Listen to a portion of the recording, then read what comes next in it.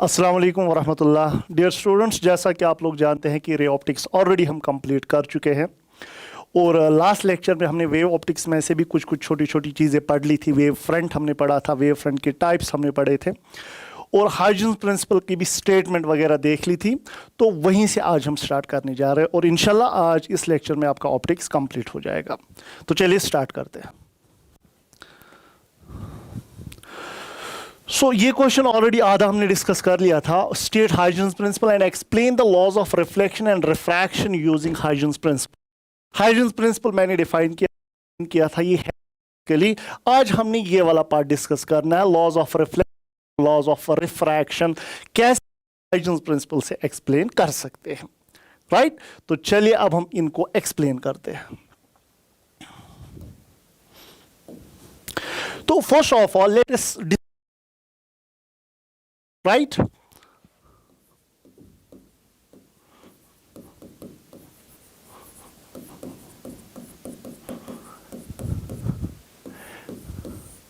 Reflection के हम laws explain करते हैं। जैसा कि आप लोगों को पता ही है, रिफ्लेक्शन के बेसिकली वो दो लॉज है, angle of incidence equal to angle of reflection, और दूसरा कि इंसिडेंट रे, नॉर्मल और रिफ्लेक्टेड रे जो है वो एक ही प्लेन में लाई करते हैं। तो सबसे पहले मैं एक मिरर लेना चाहूंगा। सपोज हमने यहां पे एक मिरर एज्यूम किया। Suppose we have a mirror over here.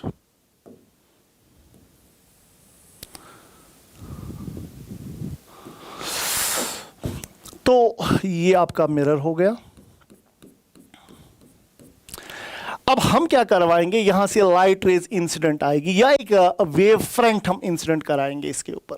तो मान लो एक वेव फ्रंट मैं यहां पे चूज कर रहा हूं। Suppose we have an incident wave front like this।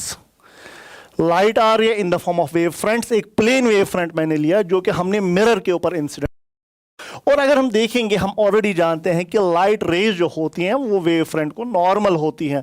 तो लाइट रेज हम ऐसे दिखा सकते हैं। So these are the light rays, these are the rays of the light जो कि ऑलरेडी नॉर्मल है इस वेव फ्रंट के। So this is our incident wave front and let us suppose its name is A B, right. अब देखिए क्या होगा, wave front का जो ये वाला पार्ट है, पार्ट ए, पॉइंट ए जो है वेव फ्रंट का, वो ऑलरेडी मिरर पे गिर चुका है, लेकिन ये वाला पार्ट अभी मिरर पे नहीं गिरा। तो क्या हो जाएगा, ये वाला पार्ट यहां रिफ्लेक्ट होगा। ये पॉइंट बी पहले, ये वेव फ्रंट का ये वाला पॉइंट जो है पॉइंट बी, वो पहले मिरर पे आएगा, उसके बाद रिफ्लेक्ट हो जाएगा। यानी पहले अगर हम रेज देखेंगे, रेज को समझना हमारे लिए थोड़ा आसान होता है। अगर हम रे देखेंगे, देखिए ये इंसिडेंट रेज है, तो रेज का क्या हो जाएगा, अगर हम देखेंगे रे, ये वाली रे जो है ये यहां इधर की ओर रिफ्लेक्ट हो जाएगी। सपोज ये रिफ्लेक्टेड रे है, ये वाली रिफ्लेक्टेड रे होगी, और ये वाली रे जो है ये पहले यहां गिरेगी, उसके बाद ये रिफ्लेक्ट हो जाएगी। ये रिफ्लेक्ट हो जाएगी। सो ये मैंने रिफ्लेक्टेड रेज मैं दिखा रहा हूं, ये रिफ्लेक्टेड रेज है। बट अब अगर हम दिखाएंगे wave front, reflected wave front कैसे बना होगा, तो आपका रिफ्लेक्टेड वेव फ्रंट कुछ इस तरह से बना हुआ होगा। So this will be your reflected wave front, जिसका हम नाम देंगे CD। अब देखिए रेज तो इजीली समझ में आती है। देखिए ये इंसिडेंट रेज है, ये इंसिडेंट रेज आई और उसके बाद ये रिफ्लेक्ट हो गई। ये वाली रे इधर रिफ्लेक्ट हो गई, ये वाली रे यहां की ओर रिफ्लेक्ट हो गई।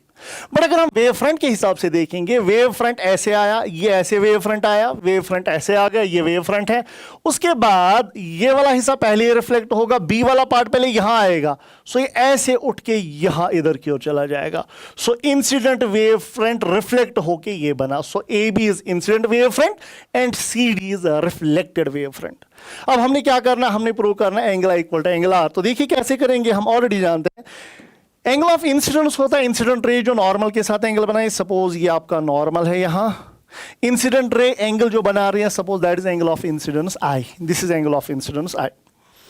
अच्छा, इसी तरह से अगर हम यहां पे नॉर्मल ड्रॉ करेंगे, ये मैं नॉर्मल ड्रॉ कर रहा हूं, राइट। सो अगर हम यहां, ये भी नॉर्मल है, it is again normal. Reflected ray normal के साथ जो एंगल बनाए that is angle of reflection. तो यहां की ओर अगर हम देखेंगे इस सिचुएशन में, देखिए ये वाली लाइन जो है इसका नॉर्मल ये मिरर है और ये वाली इंसिडेंट रे का नॉर्मल ये वेव फ्रंट है, राइट। दो लाइन्स के बीच में जो एंगल होता है वही दो नॉर्मल्स के बीच में होता है। देखिए इसका नॉर्मल ये है, इसका नॉर्मल ये है। सो दो लाइन्स के बीच में जो एंगल है वही दो नॉर्मल्स के बीच में भी एंगल होगा, यानी ये एंगल भी आपका आई है। यानी एंगल ऑफ इंसिडेंस होता है आपका वेव फ्रंट मिरर पे कितना एंगल बनाएगा, that is again angle of incidence, ये वाला एंगल ऑफ इंसिडेंस है। और इसी तरह से ये एंगल ऑफ रिफ्लेक्शन है आर। देखिए अगर हम देखेंगे नॉर्मल, ये जो है ये वाली लाइन, इसका नॉर्मल मिरर हो गया और ये वाली लाइन का नॉर्मल ये हो गया, बिकॉज रे होती है normal to wave front. So अगर ये एंगल आर है, ऑब्वियसली ये एंगल भी आर होगा। Angle between the two lines equal to angle between the two normal. So in short आपको ये याद रखना है, जब इंसिडेंट वेव फ्रंट आएगा वो एंगल क्या बनाएगा, आई, एंगल ऑफ इंसिडेंस आई। और जो रिफ्लेक्टेड वेव फ्रंट है वो एंगल क्या बनाएगा, वो एंगल बनाएगा r, and we have to prove i equal to r. अब देख लीजिए मैं दो ट्राइंगल्स ले रहा हूं। अगर हम ये दो ट्राइंगल्स एज्यूम करेंगे, एक तो ए बी सी वाला ट्राइंगल, सपोज एक तो ये वाला ट्राइंगल हम लेंगे, दिस ट्राइंगल, राइट, और दूसरा वाला हम ये वाला ट्राइंगल चूज कर लेंगे। ये दो ट्राइंगल्स हम चूज कर रहे हैं, ये दो ट्राइंगल्स, राइट। यानी अब अगर लेंगे, मैं लूंगा ए बी सी वाला ट्राइंगल और ए डी सी वाला ट्राइंगल। ऑब्वियसली आप जानते हैं कि ये वाले एंगल्स जो है दीज आर ऑलरेडी 90 डिग्री, ये 90 डिग्री का एंगल है, ये भी 90 डिग्री एंगल है कि नहीं। बिकॉज रे जो होती है, ये रे होती है normal to the wave front, यहां पे भी ray is normal to wave front. So ये दो एंगल्स 90 है। तो अगर हम लिखेंगे यहां पे इन ट्राइंगल्स, एक तो ए बी सी वाला triangle and A D C वाला triangle, A B C and A D C triangle. देखिए ये एंगल्स दोनों बराबर है, can I write angle B is equal to angle D, because दोनों 90 है। अच्छा इसी तरह से A C is equal to A C, A C, because ये दोनों ट्राइंगल्स में आ रही है, ये वाली लाइन ए सी के बराबर है, ठीक है, ये कॉमन साइड है दोनों का, हाइपोटेन्यूज, और ये ट्राइंगल्स का हाइपोटेन्यूज बनता है, बिकॉज ये हाइपोटेन्यूज है दोनों ट्राइंगल्स का। और इसी तरह से देखिए अब ये वाला साइड में देख रहा हूं, देखिए जितने टाइम में अगर मैं देखूंगा यहां से यहां तक कितनी डिस्टेंस होगी, अच्छे से देख लीजिएगा, यहां से यहां तक कितनी डिस्टेंस होगी, वो होगी मान लो यहां से यहां तक वेव फ्रंट को जाने में टाइम टी लगा और लाइट की वेलोसिटी है v। So what is the distance from point b to c। So ये वाली डिस्टेंस जो आपकी आएगी that will be v into t, velocity into time. और उतने ही टाइम में जब ये यहां पहुंच गया, उतने ही टाइम में ये पॉइंट यहां पहुंच गया है। जितने टाइम में b c पे आया उतने ही टाइम पे a d पे आया है, यानी ये वाली डिस्टेंस भी vt ही होगी ना। सो ये दोनों साइड्स बराबर है, इस ट्राइंगल का VT ये BC साइड और इस ट्राइंगल का AD साइड बराबर। आपको बात समझ आनी चाहिए कि जितने टाइम में ये यहां पहुंचा, देखिए इसको ये हो गया, ऐसे हो गया। सो जितने टाइम में B इस पॉइंट पे आया उतने ही टाइम पे A D पॉइंट पे आ गया। So that means this distance and this distance is same VT के बराबर। सो कैन आई सिंपली राइट, अब हम लिखेंगे इन दोनों का साइड सेम होगा, यानी BC is equal to AD, BC is equal to AD, right. तो ये इन दोनों का साइड है, तो ये दो ट्राइंगल्स कॉन्ग्रुएंट बन गए। और ये कौन सी कॉन्ग्रुएंसी होगी, राइट हाइपोटेन्यूज साइड, राइट यानी दो एंगल्स राइट है, 90 डिग्री है, हाइपोटेन्यूज दोनों का सेम है, ठीक है, और साइड दोनों साइड जो है ये बराबर है। तो जब ये कॉन्ग्रुएंसी हमारे पास आती है RHS कॉन्ग्रुएंसी, उस टाइम पे ये एंगल और ये एंगल आपस में बराबर होंगे, राइट। तो जो साइड्स बराबर थे उनके ऑपोजिट जो एंगल्स है वो बराबर होते। तो can I simply write angle i is equal to angle r. तो यहां पे आपका लॉ ऑफ रिफ्लेक्शन एक्सप्लेन हो गया using the wave front concept. अब दूसरा लॉ, ये रेज एक ही प्लेन में लाई करती है, इंसिडेंट रे, रिफ्लेक्टेड रे और नॉर्मल एक ही प्लेन में लाई करते हैं, वो हम ऐसे भी डिस्कस कर सकते हैं। देखिए ये वेव फ्रंट जो है AB, it is perpendicular to the plane of the board. ये प्लेन है, ये ऐसा शीट है, शीट, तो शीट जो है ये बोर्ड को perpendicular, incident wave front is perpendicular to board, reflected wave front is perpendicular to board and mirror is again perpendicular to the board. ये तीनों बोर्ड को परपेंडिकुलर है। और हम जानते हैं इंसिडेंट वेव फ्रंट को ये रेज नॉर्मल है, रिफ्लेक्टेड वेव फ्रंट को ये रेज नॉर्मल है और मिरर को ये अपना नॉर्मल है। So incident ray, reflected ray and the normal, these are perpendicular to the incident wave front, reflected wave front and the mirror. तो उस हिसाब से हम कह सकते हैं कि जो इंसिडेंट रे है, रिफ्लेक्टेड रेस है और नॉर्मल, ये एक ही प्लेन में लाई करते हैं। सो शॉर्ट में आप डायरेक्टली यहां पे लिख सकते हैं incident ray, reflected ray and the normal they lie in same plane. तो बेसिकली यही आपको प्रूव करना था। So this is the explanation of law of reflection. Now we will discuss law of refraction using this concept. ये बड़ा important topic है, exam में पूछा जाएगा। Now laws of refraction, refraction के अब हम laws एक्सप्लेन करेंगे using wave front concept. Right, बस दो ही सेटअप उसमें, और ये बड़ा इंपॉर्टेंट, बोर्ड एग्जाम्स में बड़ा इंपॉर्टेंट है ये question. Now we have, let us suppose we have an interface, आपके पास एक इंटरफेस है जो दो मीडियाज को सेपरेट कर रहा है। This is an interface which is separating the two medias. मान लो नीचे वाला आपका डेंसर मीडियम है, दिस इज डेंसर मीडियम, और ऊपर वाला आपका rarer medium, this is rarer medium.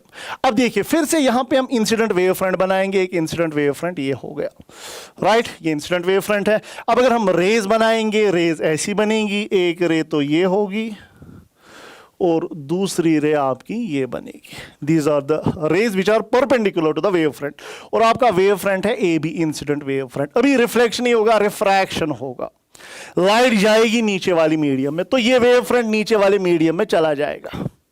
तो अगर हम देखेंगे, पहले रेज समझेंगे, रेज का क्या होगा, उस हिसाब से वेव फ्रंट को समझना आपको थोड़ा आसान लगता है।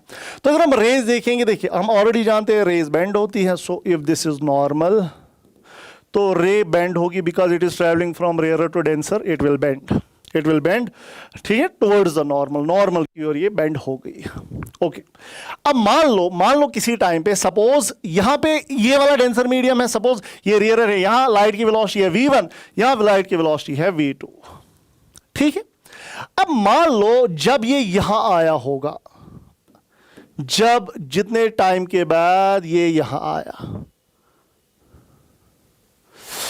जब ये यहां आया, ये वाला पॉइंट जब यहां आया, सपोज टाइम t लगा इसको आने में, सो ये डिस्टेंस कितनी होगी, फिर से वही वेलोसिटी इनटू टाइम, लेकिन अभी v1 इनटू t लिखना पड़ेगा, बिकॉज इस मीडियम में लाइट की वेलोसिटी है v1। सो ये डिस्टेंस होगी v1 t के बराबर। और उस दौरान ये वाला पॉइंट डेंसर मीडियम में चला गया, डेंसर मीडियम में लाइट की वेलोसिटी कम हो जाती है। सो उतने ही टाइम में ये वाला पॉइंट ज्यादा दूर नहीं गया होगा, इतना ही दूर गया होगा, और ये डिस्टेंस होगी, टाइम तो सेम रखना, उतने ही टाइम में ये डिस्टेंस होगी v2 इंटू टी के बराबर। तो आप देख लीजिए, अब ये वाली रेज जो है यहां पे फिर से नॉर्मल है, ये सपोज रे फिर से बेंड हो गई इधर की ओर। अब हमारा जो रिफ्लेक्टेड इंसिडेंट वेव फ्रंट है आपका ए बी, अब देखिए ये दो रेज है, इनको नॉर्मल ड्रा करेंगे, तो ये नॉर्मल हो गया, यहां ये नॉर्मल हो गया। सो दैट मींस ये जो है ना, ये पॉइंट, ये CD वाला पॉइंट, ये रीजन जो है, ये रिफ्लेक्टेड रेज है, इनको हमने एक नॉर्मल ड्रॉ किया ऐसे, ये नॉर्मल है, ठीक है। तो ये वाला देखिए, ये रेज है, रेज को नॉर्मल, ये तो ये वेव फ्रंट हो गया। सो this is refracted wave front CD। I hope कि आपको समझ आया होगा। अब देखिए प्रैक्टिकली में होता क्या है, ये इंसिडेंट वेव फ्रंट है, ये आ रहा है यहां, तो ये पॉइंट पहले पानी के अंदर चला जाएगा, डेंसर मीडियम में जाएगा इसको, लेकिन अभी यहां आना है। तो जब ये यहां आएगा, ये पॉइंट चलेगा, बिकॉज ये एयर में चल रहा है, ये वाला पॉइंट अभी एयर में चल रहा है, पानी में चल रहा है, ये स्लो चलेगा। तो ये डिस्टेंस अगर v1t है, ये डिस्टेंस है v2t, v2 is less than v1, because v2 denser medium में वेलोसिटी है लाइट की। सो ये डिस्टेंस कम होगी, ये डिस्टेंस ज्यादा होगी। सो शॉर्ट में पॉइंट इधर पहुंचा, पॉइंट ए यहां आया, और उस दौरान पॉइंट बी यहां आया। जितनी देर में पॉइंट बी यहां आया, उतनी देर में पॉइंट ए यहां आया। सो ये रिफ्रैक्टेड रेज को जब हमने एक पर्टिकुलर नॉर्मल ड्रॉ किया, वही तो रिफ्रैक्टेड वेव फ्रंट है।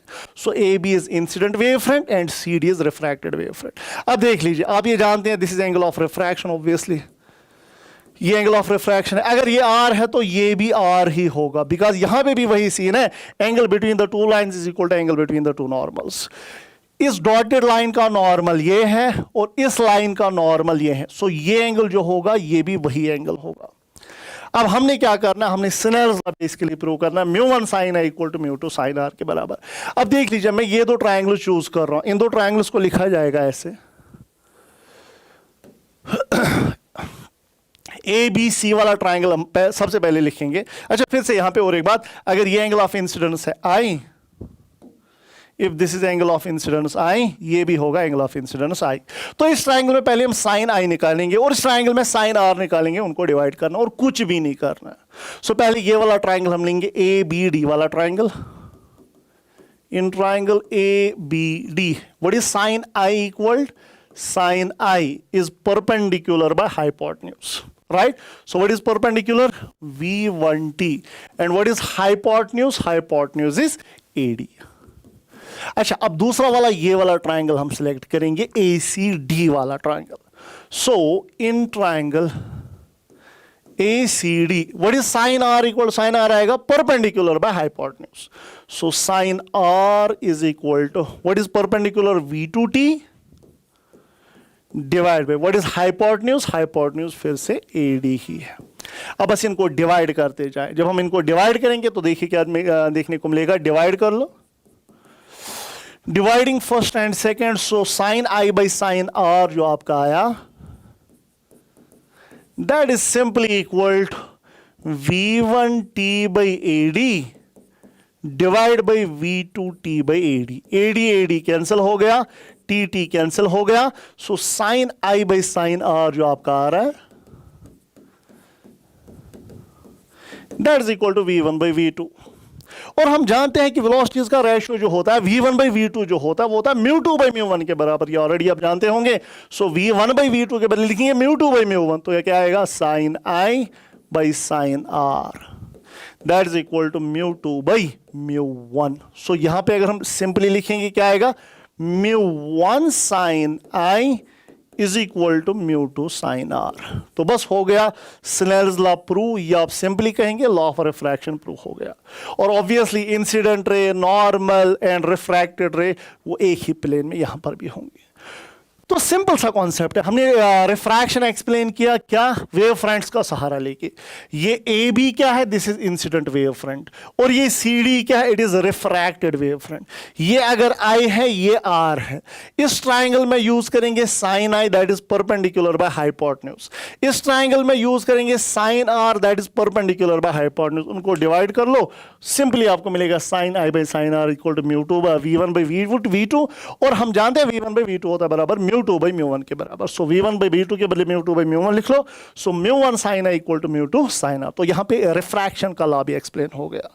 सो आई होप कि ये दोनों आपको समझ आए हुए होंगे, बड़ा सिंपल है। सो सबसे पहले हमने एक्सप्लेन किया लॉ ऑफ रिफ्लेक्शन, बड़ा सिंपल था। This is incident wave front, this is reflected wave front. इन दो ट्राइंगल्स को हमने प्रूव किया कि ये कॉन्ग्रेंट है RHS कॉन्ग्रेंसी से, फिर एंगल आई एंगल आर के बराबर आ गया, हो गया prove.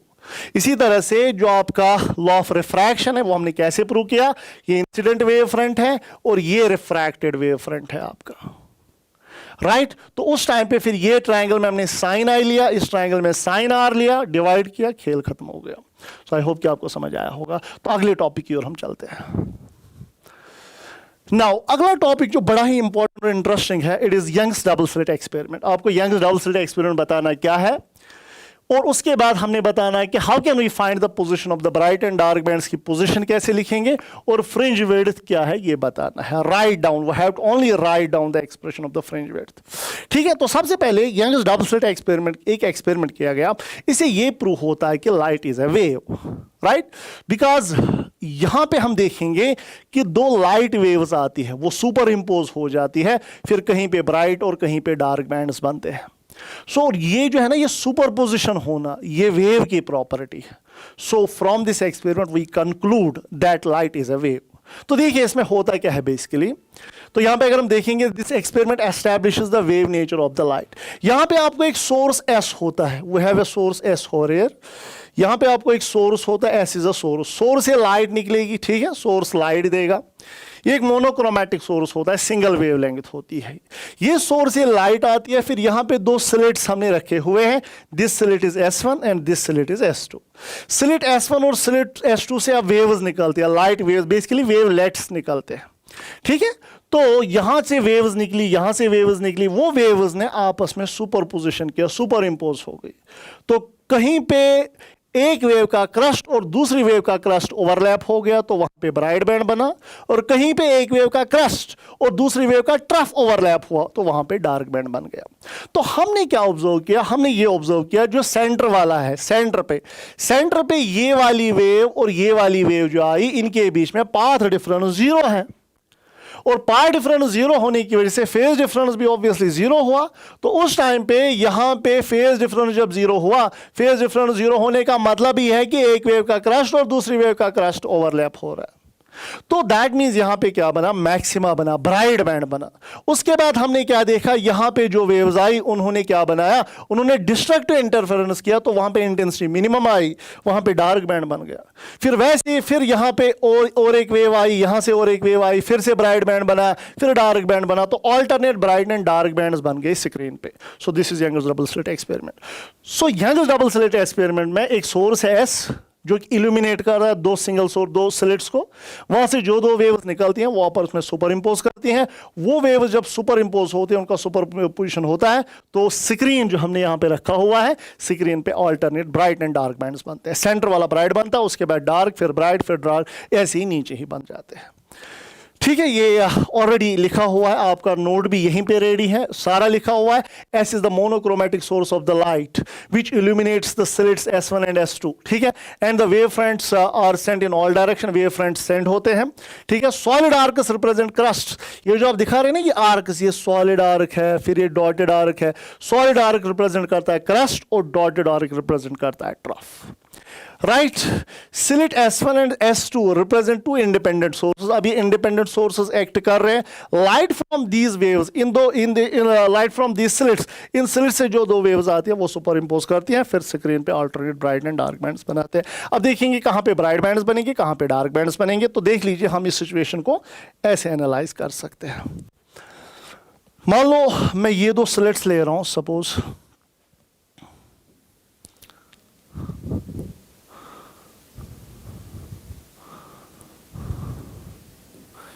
These are the two slits, और यहां पे हम एक स्क्रीन ले रहे हैं।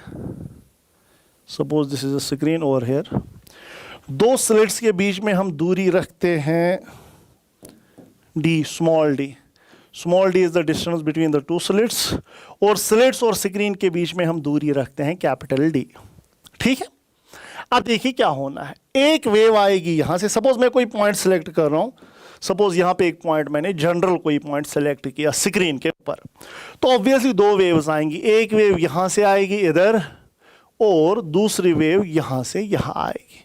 सपोज ये पॉइंट P हमने रखा हुआ है, दिस इज पॉइंट P, जो कि इन स्लिट्स का अगर ये सेंटर है, सपोज ये सेंटर है, तो ये दूरी हम सपोज y ले रहे हैं, एट ए डिस्टेंस y। एक पॉइंट मैंने स्क्रीन पे लिया y दूरी पे, तो y दूरी पे दो वेव्स आ रही हैं। एक तो ये वेव वाली वेव आ रही है, और दूसरी ये वाली वेव आ रही है। और ऑब्वियसली ये वाली वेव कम चल रही है, कम डिस्टेंस ट्रैवल कर रही है, और ये वाली वेव ज्यादा डिस्टेंस ट्रैवल कर रही है। सो डिस्टेंस ट्रैवल, अलग अलग डिस्टेंस ट्रैवल हो रहे हैं, तो ऑब्वियसली पाथ डिफरेंस होगा। पाथ डिफरेंस होगा ये डिस्टेंस माइनस ये डिस्टेंस। तो अगर हम देखेंगे, try to understand the things very carefully.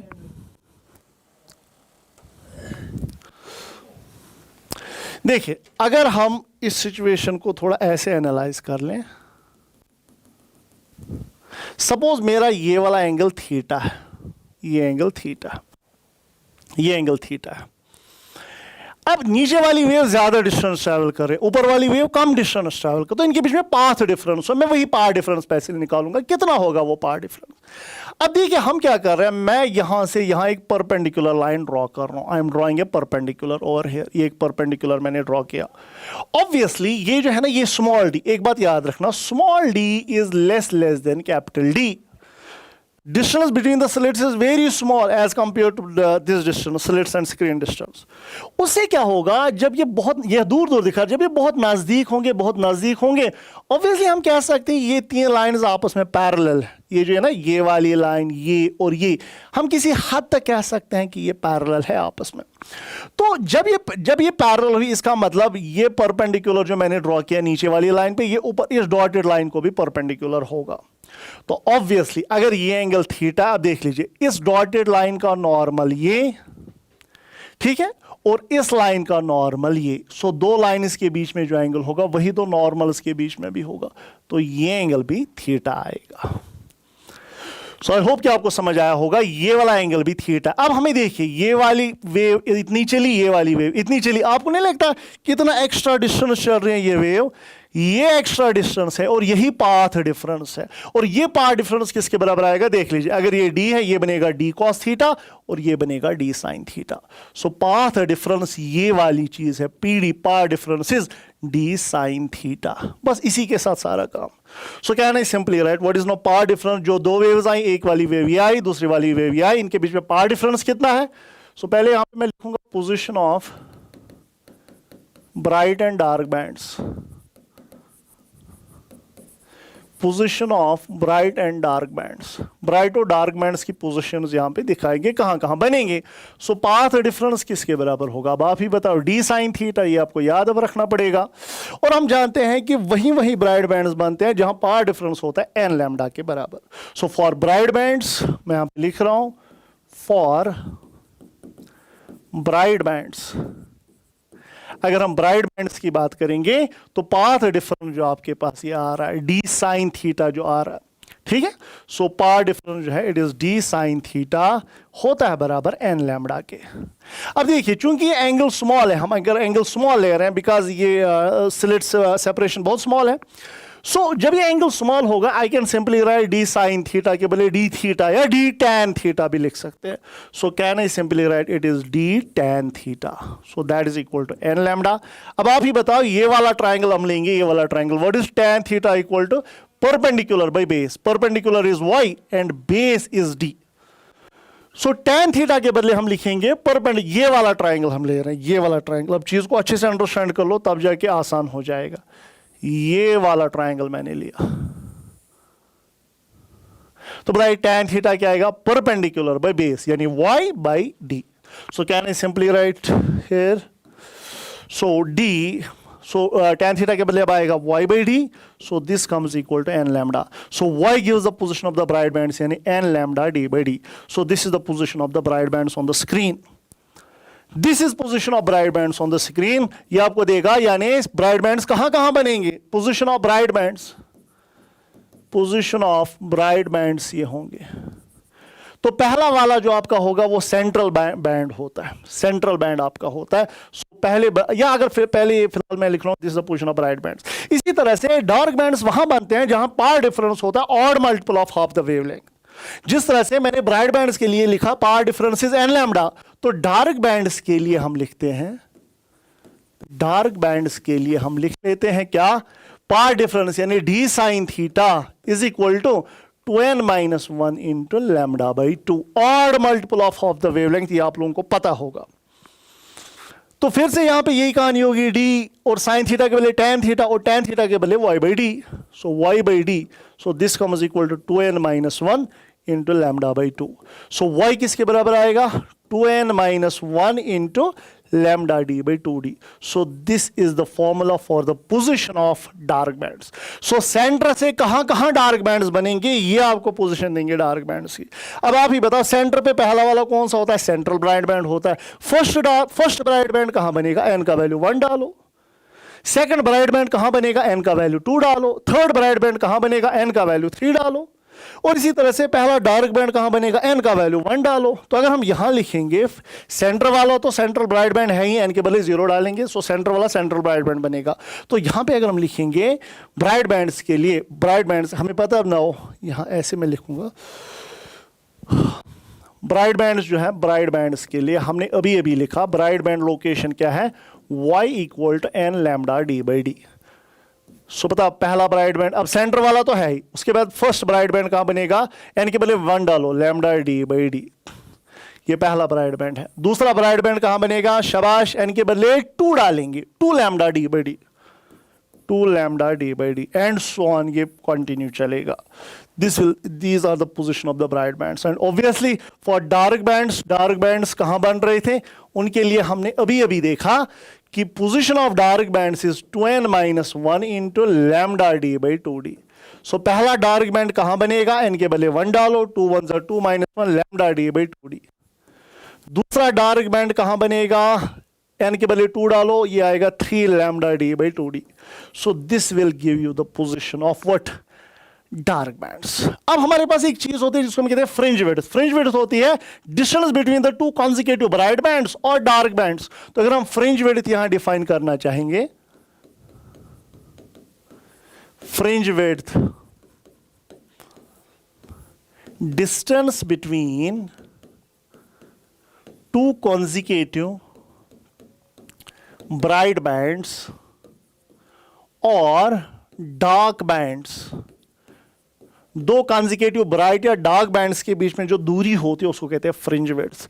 ठीक है, इसको हम कहते हैं. अब बताओ फ्रिंज विड्थ किसके बराबर होगी. देखिए पहला ब्राइट बैंड बना लैम्डा डी बाई डी पे, दूसरा बना 2 लैम्डा डी बाई डी, है कि नहीं. सो फ्रिंज विड्थ क्या होगी, 2 lambda D by D minus lambda D by D, है ना. अगर हम देखेंगे स्क्रीन पे, सेंटर पे ब्राइट बैंड बन रहा है, उसके बाद फिर से ब्राइट बैंड बन रहा है, उसके बाद फिर से ब्राइट बैंड बन रहा है. पहला ब्राइट बैंड बना लैम्डा डी बाई डी पे, दूसरा बना 2 लैम्डा डी बाई डी पे. तो ये सेंटर है, ये सेंटर है. तो ये बना 2 लैम्डा डी बाई डी पे और ये बना लैम्डा डी बाई डी पे. So what is fringe width, दो ब्राइट बैंड्स के बीच में दूरी कितनी होगी, 2 lambda D by D minus lambda D by D. So that is equal to lambda D by D. So this is the formula for fringe width as well. But आपके syllabus में बताया गया है कि फ्रिंज विड्थ को आपको derive नहीं करना, बस एक्सप्रेशन याद रखनी है. बट थोड़ा सा ये सीख के रखिएगा कि ब्राइट बैंड्स की पोजीशन कहाँ होगी, डार्क बैंड्स की पोजीशन कहाँ होगी. सो बेटर है कि इसको अच्छे से रिवाइज करते चले. So this is all about Young's double slit experiment. तो आपका जो क्वेश्चन था, क्वेश्चन कुछ ऐसा था. Okay, this is question. आपको Young's double slit experiment explain करना था और आपको निकालनी थी position of bright and dark bands और आपको एक्सप्रेशन लिखनी थी फ्रिंज विड्थ की, जो कि बराबर होता है लैम्डा डी बाई डी के बराबर होता है. तो फ्रिंज विड्थ के ऊपर आपने एग्जॉस्टिव स्टडी की है, क्लासेस में क्वेश्चंस वगैरह बहुत किए हुए हैं. यहां पे भी पता चलता है कि फ्रिंज विड्थ जो हमारी है वो किस पे डिपेंड करती है. Fringe width is directly proportional the wavelength of the light used. अगर आप रेड कलर यूज करोगे लाइट का तो फ्रिंज विड्थ ज्यादा होगी, बैंड्स के बीच में दूरी ज्यादा होगी. अगर आप वायलेट कलर यूज करोगे बैंड्स के बीच में गैप कम होगी. So fringe width is directly proportional wavelength of the light. ठीक है, कभी कभार ये क्वेश्चन भी पूछा जाता है, अगर आप YDSE को, इस apparatus को, सारे सिस्टम को डालोगे पानी में तो फ्रिंज विड्थ क्या बनेगी. उस टाइम पे जो फ्रिंज विड्थ होती है, अगर फ्रिंज विड्थ को मैं बीटा से लिखूंगा उस टाइम पे बीटा डैश होता है बराबर बीटा बाई म्यू. अगर आप YDSE को, इस apparatus को किसी मीडियम में डालोगे तो फ्रिंज विड्थ रिड्यूस हो जाती है. कितनी बन जाती है, जो ऑलरेडी थी डिवाइड बाई म्यू. तो ये बात होगी. अब YDSE में बहुत सारी कहानियां हैं, बट आप बोर्ड ओरिएंटेड पढ़ रहे हो तो ये टॉपिक हमारा यहां कंप्लीट होता है.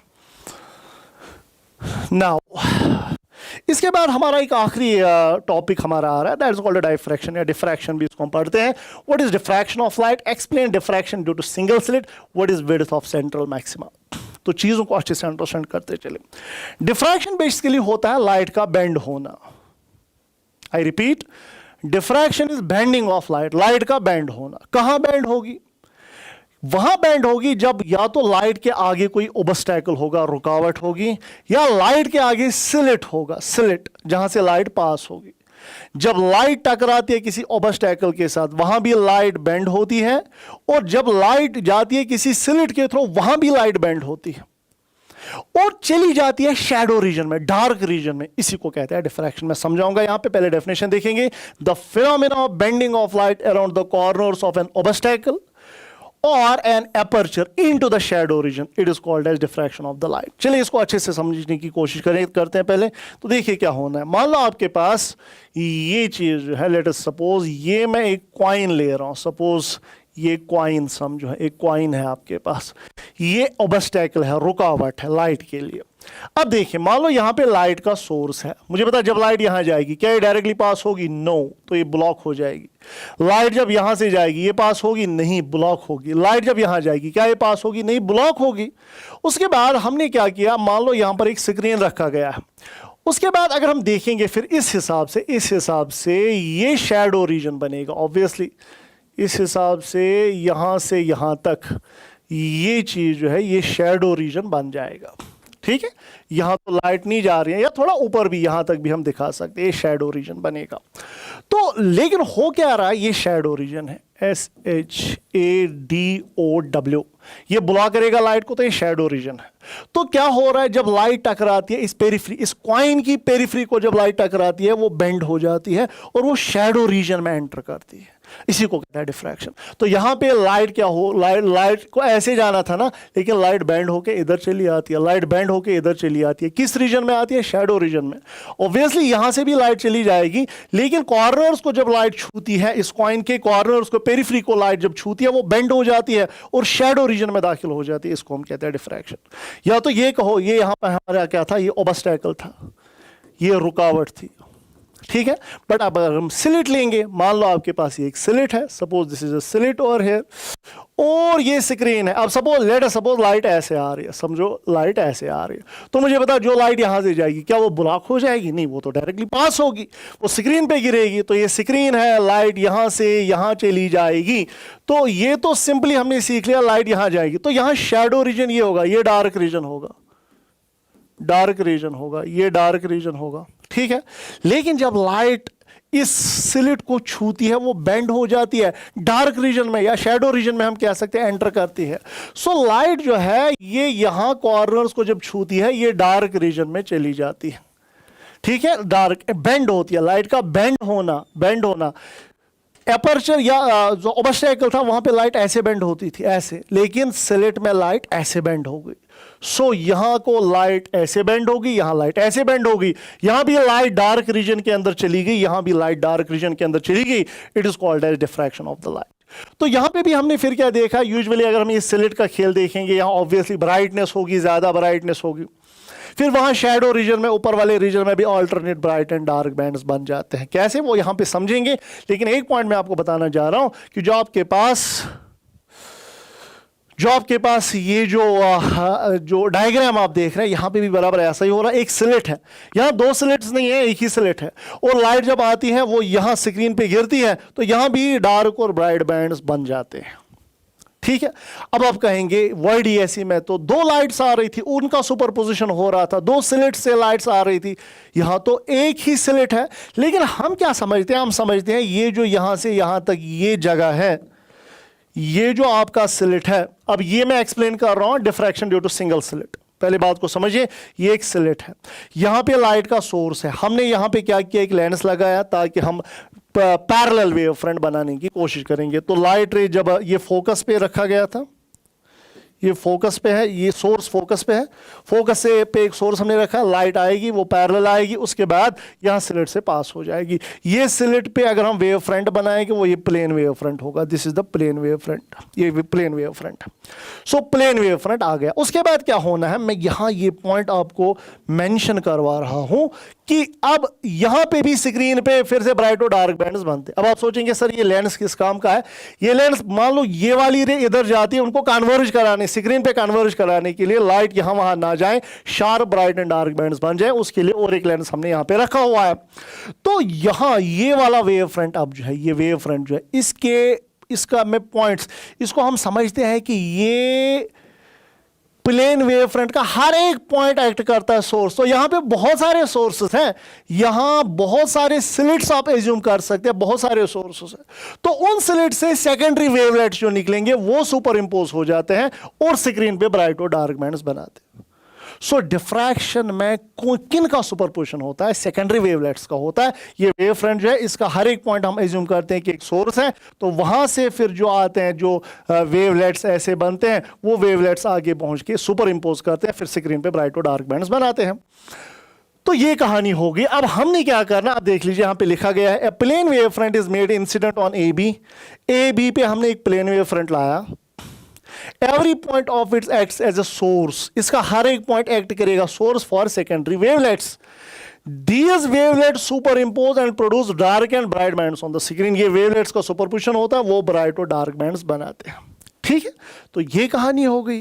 अब हमने क्या करना, हमने इसमें भी हमने ब्राइट और डार्क बैंड्स की देखेंगे कहाँ बनेंगे, छोटा सा ही कॉन्सेप्ट है, समझेंगे। हालांकि आपके सिलेबस में क्वालिटेटिवली लिखा गया है वहाँ पे, लेकिन थोड़ा सा तब भी याद करके जाएंगे, क्या पता क्वेश्चन आ सकता है। तो यहाँ अब हम क्या कर रहे हैं, देखिए फिर से मैं देखिए, अब मैं ये दो पॉइंट्स, ये दो सोर्सेज एज्यूम कर रहा हूं, ये दो एंड वाले दो सोर्सेज हम एज्यूम कर रहे हैं। तो फिर से यहां पे बराबर कहानी पिछली की तरह, ये पाथ डिफरेंस होगा डी साइन थीटा के बराबर।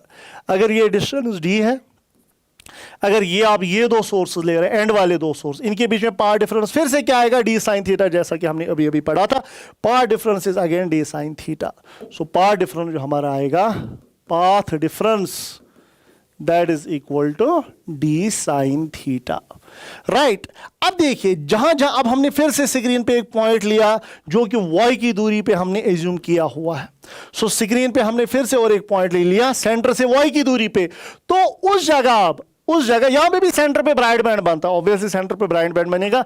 लेकिन अब अगर हम दूसरी जगह कोई पॉइंट P में ले रहा हूं, पॉइंट P पे ब्राइट बैंड या डार्क बैंड तब बनता है, आई रिपीट, पॉइंट P पे डार्क बैंड तब बनेगा जब पाथ डिफरेंस होता है एन लैम्डा के बराबर, यानी YDSE का उल्टा हो रहा है। अगर आप देखेंगे, मैं यहां पे पहले लिखूंगा आपको ताकि चीजों को समझना आसान हो जाए।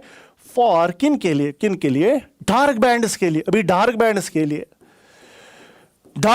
के लिए पाथ डिफरेंस यानी डी साइन थीटा जो होता है वो होता है लैम्डा के बराबर, 2 लैम्डा के बराबर, 3 लैम्डा के बराबर, एन लैम्डा के बराबर। So path difference d sine theta equal to N lambda. अरे सर ये तो वहां पे हुआ था ब्राइट बैंड्स के लिए, मैं बताऊंगा क्यों यहां पे ऐसा हो रहा है, पहले आप समझो चीज को। सो यहां पे अगर हम लिखेंगे डी साइन थीटा के बदले थीटा स्मॉल एंगल, तो किसके बराबर आएगा, एन लैम्डा के बराबर आएगा, राइट। तो यहां साइन थीटा के बदले टैन थीटा भी, जैसे कि हमने अभी अभी किया था। सो डार्क बैंड्स के लिए पाथ डिफरेंस जो कि डी साइन थीटा है वो किसके बराबर है, एन लैम्डा। तो कहने सिंपली रहा है डी साइन थीटा के बदले टैन थीटा लिख सकते हैं, that is equal to N lambda, right. So tan theta is nothing, tan theta फिर से यहां परपेंडिकुलर बाय बेस यानी y by D. So tan theta के बदले हम फिर से लिखेंगे y by D. So dy by D, D अपना ऐसे टैन थीटा के बदले perpendicular by base y by D, that is equal to N lambda. So what is y is equal to N lambda D by D. यानी bright bands की, dark bands की position YDSE में उल्टा हो रहा था। यहाँ पे ये what is this is not the position of the bright band, it's the position of the dark bands. क्यों, मैं अभी समझाऊंगा ऐसा क्यों हो रहा है। और similarly what will be the position of the dark bands, यानी sorry bright bands equal to, उसका भी रिवर्स हो जाएगा। तो मैं डायरेक्टली अब लिखना चाहूंगा पोजीशन जो है, पोजीशन ऑफ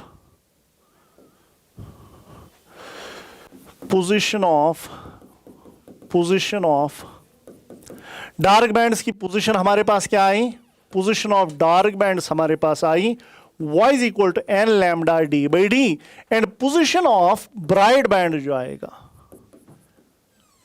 ब्राइट बैंड्स की पोजीशन जो हमारी होगी that is nothing but 2n + 1 into lambda D by 2d। So this is the position of the bright bands here. ठीक है, तो कहानी बड़ी सिंपल है, यहां पे थोड़ा सा उल्टा हो गया। अब ऐसा क्यों हुआ, थोड़ा सा यहां पे समझाने की कोशिश करेंगे आपको। देखिए ये जो डिफ्रैक्शन का यहां पे अपैरेटस रखा गया, अगर हम समझेंगे बात को, समझिए, मान लो ये पॉइंट ए है, suppose this is point A, ये पॉइंट ए है और ये पॉइंट बी है। यहां जो वेवलेट आया और यहां जो वेवलेट आया, अगर इनके बीच में पाथ डिफरेंस आया लैम्डा, ठीक है, तो हम क्या करेंगे, हम इस पूरे स्लिट को दो हिस्सों में तोड़ते हैं। एक तो ये ऊपर वाला हिस्सा और दूसरा नीचे वाला हिस्सा। अगर ए और बी के बीच में पाथ डिफरेंस है लैम्डा, तो ए और ये सी, अगर ये पॉइंट सी है, ए और सी के बीच में जो दो वेव्स निकलेंगी उनके बीच में पाथ डिफरेंस होगा फिर लैम्डा बाई 2। सो ये पॉइंट और सी वाला पॉइंट क्या करेंगे, वो डिस्ट्रक्टिव इंटरफेरेंस कराएंगे, यानी वहां पे डार्क बैंड बनेगा। आई रिपीट, अगर ए और बी के बीच में पाथ डिफरेंस है लैम्डा, तो ए और सी के बीच में पाथ डिफरेंस ये होगा लैम्डा बाई 2। सो ये पॉइंट और ये पॉइंट से निकला हुआ वेवलेट डिस्ट्रक्टिव इंटरफेरेंस कराएंगे। इसी तरह से ए पॉइंट से नीचे वाला पॉइंट और सी से नीचे वाला पॉइंट, वहां से जो दो वेव्स निकलेंगी वो भी डिस्ट्रक्टिव इंटरफेरेंस कराएंगी। यानी पूरे स्लिट को हम दो हिस्सों में तोड़ते हैं, तो ऊपर वाला और नीचे वाला पॉइंट जो इनके बीच में अगर पाथ डिफरेंस हो लैम्डा, तो ऊपर वाला और मिडल पॉइंट के बीच में पाथ डिफरेंस लैम्डा बाई 2 होता है। सो ये दो वेवलेट्स डिस्ट्रक्टिव इंटरफेरेंस कराते हैं। इसके बाद ये वाला और ये वाला डिस्ट्रक्टिव इंटरफेरेंस कराएगा। इसी तरह से लास्ट में जब हम नीचे नीचे उतरेंगे, सी और बी वाला पॉइंट ये भी डिस्ट्रक्टिव इंटरफेरेंस कराएंगे, तो तब वहां पे क्या बनता है, वहां पे बनता है डार्क बैंड। सो यहां पे थोड़ी सी कहानी मैंने आपको समझाई। तो जब पाथ डिफरेंस है लैम्डा, तो हम स्लिट को तोड़ते हैं दो हिस्सों में, और उस टाइम पे यहाँ पे डिस्ट्रक्टिव इंटरफेरेंस होता है। बट अगर पावर डिफरेंस 2 लैम्डा हो तो उस टाइम पे स्लिट को हम 4 हिस्सों में तोड़ते हैं, तो वैसी कहानी आगे बढ़ जाती है। सो यहाँ पे अब आप याद रखेंगे पोजीशन ऑफ ब्राइट बैंड्स क्या है और पोजीशन ऑफ डार्क बैंड्स क्या है। अब लास्ट में एक टर्म है जो कि आपको बताया गया है कि विड्थ ऑफ सेंट्रल मैक्सिमा क्या होता है। विड्थ ऑफ सेंट्रल मैक्सिमा होता है सेंटर पे जो आपका बैंड बनता है वो ऑब्वियसली वो बनता है ब्राइट बैंड, वो बनता है ब्राइट बैंड, और उसके बाद डार्क बैंड बनेगा। सो ये डार्क बैंड और ये डार्क बैंड के बीच में जो ये गैप है इसको कहते हैं विड्थ ऑफ सेंट्रल मैक्सिमा, यानी सेंटर वाला मैक्सिमा कितनी दूरी में कितनी डिस्टेंस में फैला हुआ है, that is called width of central maxima. ठीक है, तो ये विड्थ ऑफ सेंट्रल मैक्सिमा जो होता है ये ऑब्वियसली ये होता है 2 times the fringe width, 2 times lambda D by D. ठीक है, तो आप कर निकाल भी सकते हैं ऊपर वाला अगर हम यहां देखेंगे। सो डार्क बैंड्स की पोजीशन अगर हम ऊपर वाला डार्क बैंड बनेंगे देखेंगे कहां पे बनेगा, लैम्डा डी बाई डी पे। नीचे वाला डार्क बैंड बनेगा minus lambda D by D पे। तो उनके बीच में जो गैप हो जाएगी वो गैप कितनी हो जाएगी, फिर शाबाश वही बनेगी 2 lambda D by D. So width of central maxima जो होता है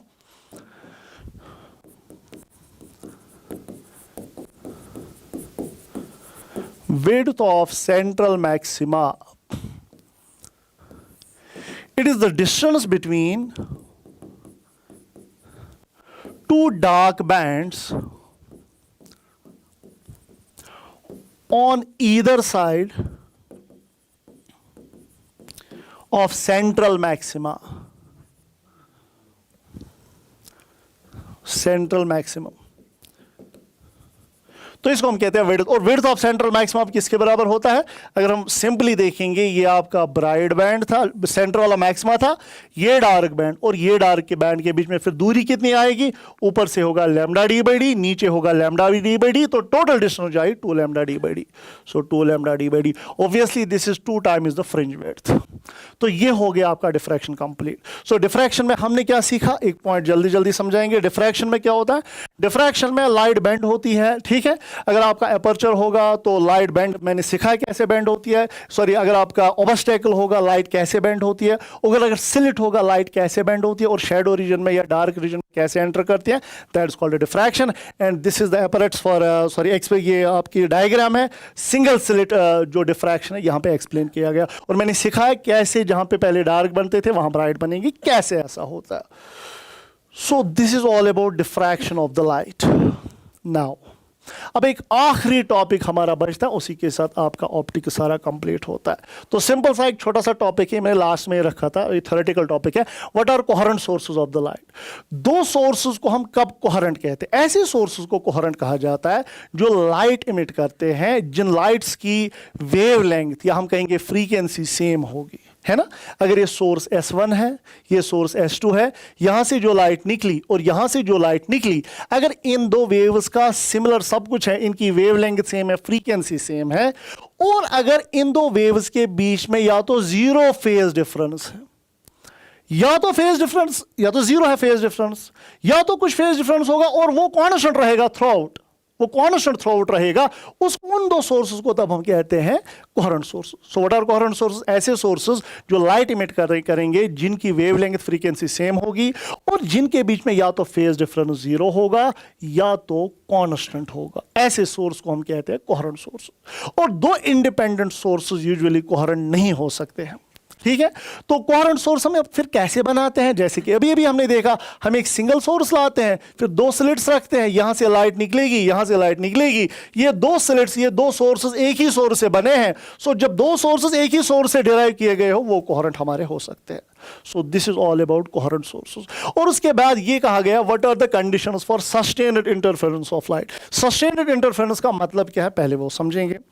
जो हमारे पास स्क्रीन पे अभी हमने YDSE में देखा कि वहां पे ब्राइट और डार्क बैंड्स बनते हैं, तो उन ब्राइट बैंड्स की पोजीशन फिक्स्ड हो या उन डार्क बैंड्स की पोजीशन फिक्स्ड हो, यानी वो टाइम के साथ साथ अपनी जगह चेंज ना करें, उसको कहते हैं sustained interference of the light. यानी ब्राइट बैंड्स और डार्क बैंड्स की पोजीशन फिक्स्ड होनी चाहिए स्क्रीन पे, that is called sustained interference of the light. और वो कब होता है, उसके लिए 2-4 कंडीशंस है जो यहां पे लिखी गई है।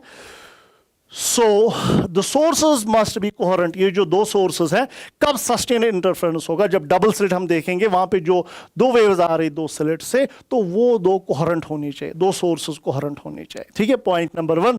And the two sources should emit light continuously. Obviously light जो है ये इमिट होनी चाहिए कॉन्टिन्यूसली। ऐसा नहीं होना चाहिए कि कभी लाइट बंद हो, कभी ऑन हो, कभी ऑफ हो। Light should get emitted continuously throughout. So उसके बाद two sources should be close to each other. दो सोर्सेज जो हमारे पास हैं, जो आपने अभी भी दो स्लिट्स देखे, उनके बीच में दूरी बहुत कम होनी चाहिए। They should be very closer to each other. तब जाके आप ये वाईडी ऐसी चीज जो है वो एक्सप्रेस कर सकते हैं। उसके बाद the amplitude of the two waves emitted by the two sources should B equal. जब दो स्लिट से जो दो वेव्स आएंगी, उनका एम्पलीट्यूड इक्वल होना चाहिए। वो इसलिए होना चाहिए ताकि कंट्रास्ट हो कि ब्राइट बैंड कहाँ है, डार्क बैंड कहाँ है। बिकॉज जब एम्पलीट्यूड्स इक्वल होते हैं तो ब्राइट बैंड की इंटेंसिटी मैक्सिमम होती है 4I0 के बराबर, और डार्क बैंड की इंटेंसिटी 0 होती है। ये तब होता है जब एम्पलीट्यूड्स इक्वल होते हैं। तो दो सोर्सेज जो दो लाइट वेव्स आ रही है, उनका एम्पलीट्यूड भी इक्वल होना चाहिए, ताकि ब्राइट कंप्लीटली ब्राइट बने और डार्क कंप्लीटली डार्क बन जाए। So these are the 4 conditions जो हमें बताती है सस्टेन्ड इंटरफेरेंस क्या होता है। तो यहां पे आपका ऑप्टिक्स कंप्लीट होता है, रे ऑप्टिक्स भी कंप्लीट होता है, वेव ऑप्टिक्स भी आपका कंप्लीट होता है। तो जितने क्वेश्चंस आपको यहां पे पढ़ाए गए, एक अच्छा रिवीजन इनका कर लीजिएगा, बिकॉज ये एक्सपेक्टेड क्वेश्चंस है, बोर्ड्स एग्जाम में आपके एक्सपेक्टेड क्वेश्चंस हैं। और एक पॉइंट मैं ऐड करना चाहूँगा, यहाँ आप देख रहे हैं स्क्रीन के सामने टीचर्स होते हैं, लेकिन बैक एंड पे हमारा IT डिपार्टमेंट जो है वो बहुत ज़्यादा वर्क करता है। आधा 1 घंटा पहले हम IT डिपार्टमेंट में टाइम गुजारते हैं, बिकॉज वो बहुत ज़्यादा काम करते हैं। इसके पीछे ये स्लाइड्स जो बनी हुई है, ये सारा उन्हीं का काम होता है। सो मैं चाहता हूँ कि आप लोग उनका भी थैंक यू एक बार कहें, तो यहाँ पे कंप्लीट होता है। Thank you very much. अल्लाह हाफिज़।